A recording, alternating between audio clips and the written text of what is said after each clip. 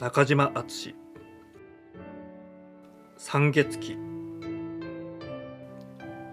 老妻の李長は博学才英、天保の末年、若くして名を古坊に連ね、ついで校内に干せられたが、性見解自ら頼むところすこぶる厚く、千里に甘んずるを潔しとしなかった。幾幕もなく官を退いた後は、古山閣略に気がし、人と交わりを立ってひたすら思索にふけった。狩りとなって長く膝を俗悪な大官の前に屈するよりは、士家としての名を死後100年に残そうとしたのである。しかし文明は容易に上がらず、生活は日を追うて苦しくなる。李長はようやく焦燥に駆られてきた。この頃からその要望も小国となり、肉落ち骨ひいで、眼光のみいたずらに軽々として、かつて紳士に東大した頃の豊教の美少年の面影はどこに求めようもない。数年の後、貧窮に絶えず、妻子の衣食のためについに節を屈して再び東へ赴き、一地方監視の職を報ずることになった。一方、これは己の修行に半ば絶望したためでもある。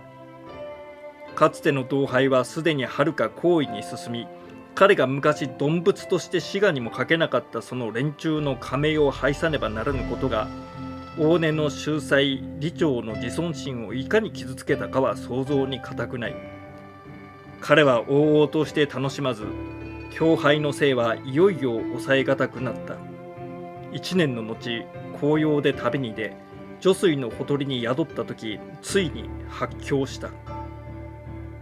ある夜半、急に顔色を変えて寝床から起き上がると、何かわけのわからぬことを叫びつつ、そのまま下に飛び降りて闇の中へ駆け出した。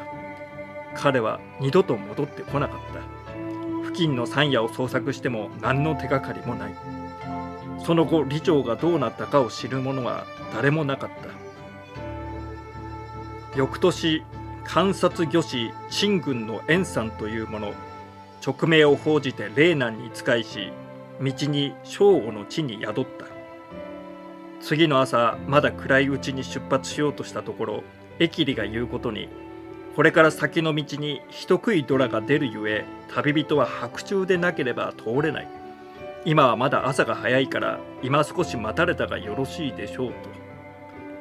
円さんはしかし、友回りの多勢なのを頼み、疫痢の言葉を退けて出発した。残月の光を頼りに林中の装置を通っていったとき、果たして一匹の猛虎が草むらの中から躍り出た。虎はあわや円さんに踊りかかるかと見えたが、たちまち身を翻して元の草むらに陰に隠れた。草むらの中から人間の声で、危ないところだったと繰り返しつぶやくのが聞こえた。その声に円さんは聞き覚えがあった。恐怖のうちにも彼はとっさに思い当たって叫んだ。その声は我が友李長氏ではないか。円さんは李長と同年に紳士の代に上り、友人の少なかった李長にとっては最も親しい友であった。温和な円さんの性格が俊彰な李長の正常と衝突しなかったためだろう。草むらの中からはしばらく返事がなかった。忍び泣きかと思われるかすかな声が時々漏れるばかりである。ややあって低い声が答えた。いかにも自分は老妻の李長であると。円さんは恐怖を忘れ、馬から降りて草むらに近づき、懐かしげに恐喝を助した。そしてなぜ草むらから出てこないのかと問うた。李長の声が答えて言う。自分は今や衣類の身となっている。どうしておめおめと友の前に浅ましい姿を晒せようか。かつまた自分が姿を現せば、必ず君に畏怖犬猿の情を起こさせるに決まっているからだ。しかし今図らずも友に会うことを得て、忌憚の念をも忘れるほどに懐かしい。どうかほんのしばらくでいいから、我が醜悪な今の外形を厭わず、かつて君の友李長であったこの自分と話を交わしてくれないだろうか。後で考えれば不思議だったが、その時円さんはこの超自然の怪異を実に素直に受け入れて少しも怪しもうとしなかった。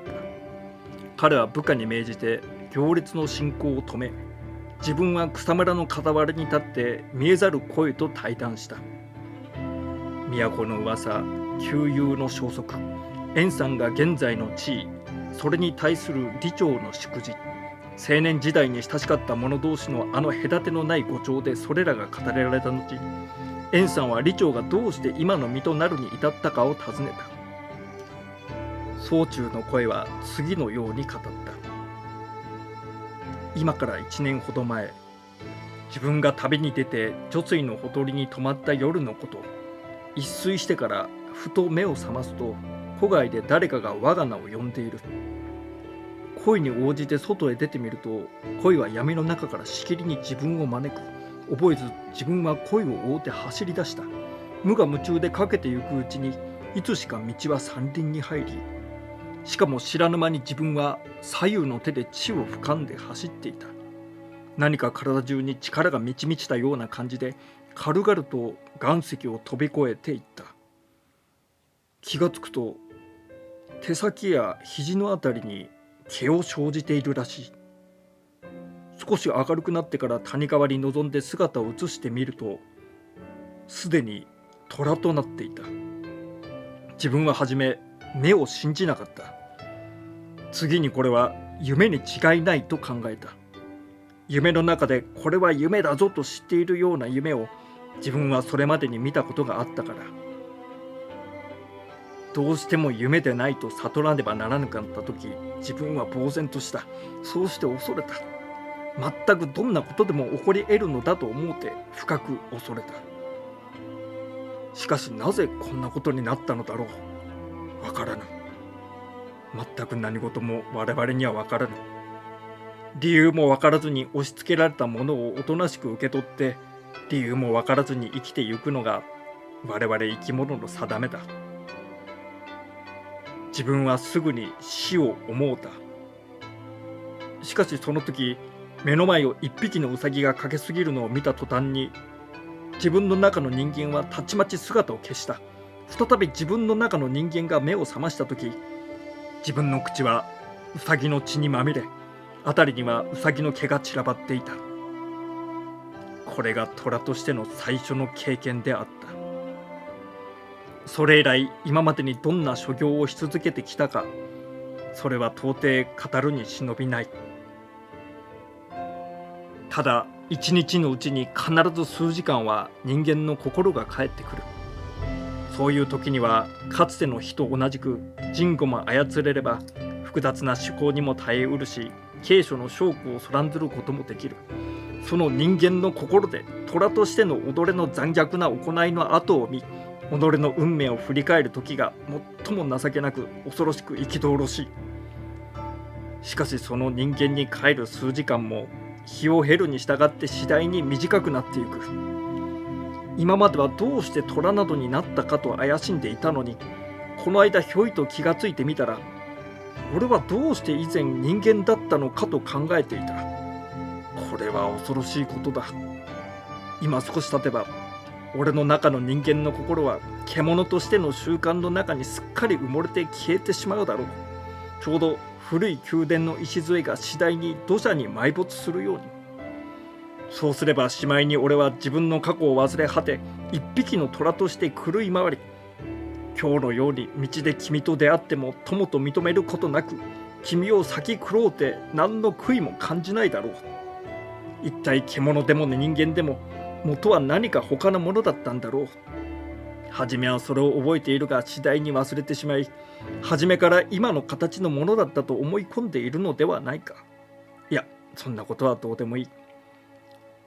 俺の中の人間の心がすっかり消えてしまえば、おそらくその方が俺は幸せになれるだろう。だのに俺の中の人間はそのことをこの上なく恐ろしく感じているのだ。ああ、全くどんなに恐ろしく悲しく切なく思っているだろう。俺が人間だった記憶のなくなること。この気持ちは誰にもわからない。誰にもわからない。俺と同じ身の上になったものでなければ。ところでそうだ。俺がすっかり人間でなくなってしまう前に、一つ頼んでおきたいことがある。円さんはじめ一行は息を飲んで宗中の声の語る不思議に聞き入っていた。声は続けて言う。他でもない。自分は元来詩人として名をなすつもりでいた。しかも今日未だならざるにこの運命に立ち至った。かつて作るところの詩数百編、もとよりまだ世に行われておらぬ。一行の所在ももはやわからなくなっていよう。ところでそのうち今もなお希少せるものが数十ある。これを我がために伝力していただきたいのだ。何もこれによって一人前の詩人面をしたいのではない。作の後節は知らず、とにかく賛を破り心を狂わせてまで自分が生涯それに執着したところのものを一部なりとも後代に伝えないでは死んでも知りきれないのだ。円さんは部下に命じ、筆を取って宗中の声に従って書き取らせた。李朝の声は草むらの中から朗々と響いた。長短およそ30編、拡張項が一種択一、一読して作者の際の非凡を思わせるものばかりである。しかし円さんは感嘆しながらも漠然と次のように感じていた。なるほど、作者の素質が第一流に属するものであることは疑いない。しかしこのままでは第一流の作品となるのにはどこか非常に微妙な点において欠けるところがあるのではないかと。九死を吐き終わった李朝の声は突然調子を変え、自らをあだけるがごとくに言った。恥ずかしいことだが、今でもこんな浅ましい身となり果てた今でも、俺は己の詩集が長安風流人士の机の上に置かれている様を夢に見ることがあるのだ。岩窟の中に横たわって見る夢にだよ。笑ってくれ。詩人になり損なって虎になった哀れな男を。円さんは昔の青年李朝の自重癖を思い出しながら悲しく聞いていた。そうだ、お笑い草ついでに今の思い出を即席の詩に述べてみようか。この虎の中にまだかつての李朝が生きている印に。円さんはまた彼に命じてこれを書き取らせた。その詩に言う。たまたま教室によって種類となる。才観愛よって逃るべからず。今日僧が誰かあえて適せん。当時成績ともに愛高し。我異物となる法王のもと、君すでに蝶に乗りて帰省号なり。この夕べ計算名月に対し、嘲笑をなさずしてただ功をなす。時に残月、光冷ややかに、白露は地に茂く、樹間を渡る冷風はすでに暁の近きを告げていた。人々はもはや事のキーを忘れ、粛然としてこの詩人の発行を嘆じた。李朝の声は再び続ける。なぜこんな運命になったかわからぬと宣告は言ったが、しかし考えようによれば、思い当たることが全然ないでもない。人間であった時、俺は努めて人との交わりを避けた。人々は俺を強豪だ、尊大だと言った。実はそれがほとんど羞恥心に近いものであることを人々は知らなかった。もちろんかつての教頭の奇才と言われた自分に自尊心がなかったとは言わない。しかしそれは臆病な自尊心とでも言うべきものであった。俺は詩によって名をなそうと思いながら、進んで詩についたり、求めて詩友と交わって切磋琢磨に努めたりすることをしなかった。かといってまた俺は俗物の間にごすることも潔しとしなかった。共に我が臆病な自尊心と尊大な羞恥心とのせいである。己の玉にあらざることを恐れるがゆえに、あえて酷苦して磨こうともせず、また己の玉なるべきを半ば信ずるがゆえに、ろくろくとして河原にごすることもできなかった。俺は次第に世と離れ、人と遠ざかり、憤懣と残意とによってますます己の内なる臆病な自尊心を買い太らせる結果になった。人間は誰でも猛獣使いであり、その猛獣に当たるのが各人の正常だという。俺の場合、この尊大な羞恥心が猛獣だった。虎だったのだ。これが俺を損ない、妻子を苦しめ、友人を傷つけ、果ては己の外形を核のごとく内心にふさわしいものに変えてしまったのだ。今思えば全く俺は己の持っていたわずかばかりの才能を空費してしまったわけだ。人生は何事をもなさぬにはあまりに長いが、何事かをなすにはあまりに短いなどと口先ばかりの稽古を浪しながら、事実は才能の不足を暴露するかもしれないとの卑怯な危惧と国庫を厭う怠惰とが俺の全てだったのだ。俺よりもはるかに乏しい才能でありながら、それを僭越に磨いたがために堂々たる鹿となった者がいくらでもいるのだ。虎となり果てた今、俺はようやくそれに気がついた。それを思うと俺は今も胸を焼かれるような悔いを感じる。俺にはもはや人間としての生活はできない。たとえ今俺が頭の中でどんな優れた詩を作ったにしたところで、どういう手段で発表できよう。まして俺の頭は日ごとに虎に近づいていく。どうすればいいのだ。俺の空費された過去は、俺はたまらなくなる。そういう時俺は向こうの山の頂の岩に登り、空国に向かって吠える。この胸を焼く悲しみを誰かに訴えたいのだ。俺は昨夜もあそこで月に向かって吠えた。誰かにこの苦しみが分かってもらえないかと。しかし獣どもは俺の声を聞いてただ恐れひれ伏すばかり。山も木も月も露も一匹の虎が怒り狂ってたけっているとしか考えない。天に踊り地に伏して嘆いても誰一人俺の気持ちを分かってくれるものはない。ちょうど人間だった頃、俺の傷つきやすい内心を誰も理解してくれなかったように、俺の毛皮の濡れたのは余中のためばかりではない。ようやく辺りの暗さが薄らいできた。木の間を伝ってどこからか驚愕が悲しげに響き始めた。もはや別れを告げねばならぬ。酔わねばならぬ時が、虎に帰らねばならぬ時が近づいたからと李長の声が言った。だがお別れする前にもう一つ頼みがある。それは我が妻子のことだ。彼らはまだ閣略にいる。もとより俺の運命については知るはずがない。君が南から帰ったら俺はすでに死んだと彼らに告げてもらえないだろうか。決して今日のことだけは明かさないでほしい。厚かましいお願いだが、彼らの虚弱を憐れんで今後とも東都に祈祷することのないように計らっていただけるならば、自分にとって恩公、これに過ぎたるはない。言い終わって宗中から同国の声が聞こえた。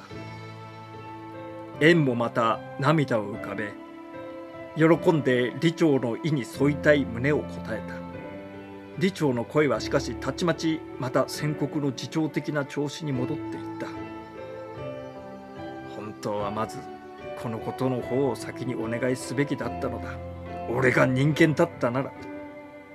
上凍えようとする妻子のことよりも己の乏しい修行の方を気にかけているような男だから、こんな獣に身を落とすのだ。そうして付け加えて言うことに、円さんが霊南からの祈祷には決してこの道を通らないでほしい。その時には自分が酔っていて友を認めずに襲いかかるかもしれないから。また今別れてから前方100歩のところにあるあの丘に登ったら、こちらを振り返って見てもらいたい。自分は今の姿をもう一度お目にかけよう。優に誇ろうとしてではない。我が醜悪な姿を示してもって再びここを過ぎて自分に会おうとの気持ちを君に起こさせないためであると。円さんは草むらに向かって年頃に別れの言葉を述べ、馬に上がった。草むらの中からはまた絶えざるがごとき悲窮の声が漏れた。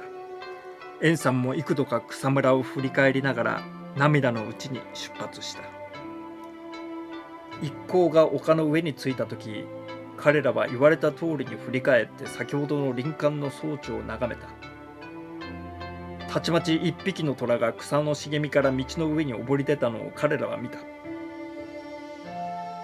虎はすでに白く光を失った月を仰いで二子へ三子へ奉公したかと思うと、また元の草むらに踊り入って再びその姿を見なかった。三月期、中島敦。